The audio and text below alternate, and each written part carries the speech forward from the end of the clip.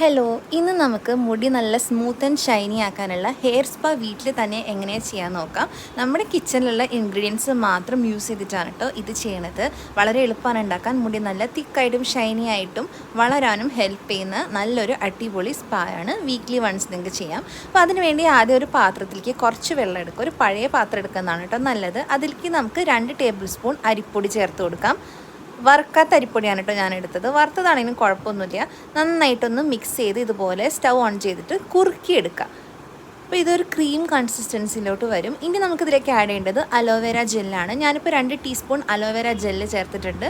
Fresh aloe vera ഉണ്ടെങ്കിൽ അതാണ് കേട്ടോ ഏറ്റവും നല്ലത്.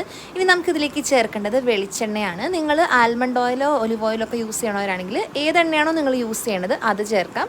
എന്നിട്ട് നന്നായിട്ട് മിക്സ് ചെയ്ത് കൊടുക്കാം. മിക്സ് ചെയ്ത് കഴിയുമ്പോൾ ഒരു ക്രീം കൺസിസ്റ്റൻസിയിൽ കിട്ടും. ഒരുപാട് തിക്കായിട്ട് കുറുകിപ്പോയെങ്കിൽ കുറച്ച് ചൂടുവെള്ളം കൂടി ഒഴിച്ചൊന്ന് ലൂസാക്കിയാൽ മതി. അപ്പോൾ ഇത് കുളിക്കുന്നതിന് അരമണിക്കൂർ മുമ്പ് അപ്ലൈ ചെയ്തിട്ട് നോർമൽ പ്ലെയിൻ വാട്ടറിൽ വാഷ് ചെയ്യാൻ നല്ല റിസൾട്ട് ഉണ്ടാവും. ട്രൈ ചെയ്ത് നോക്കൂ കേട്ടോ.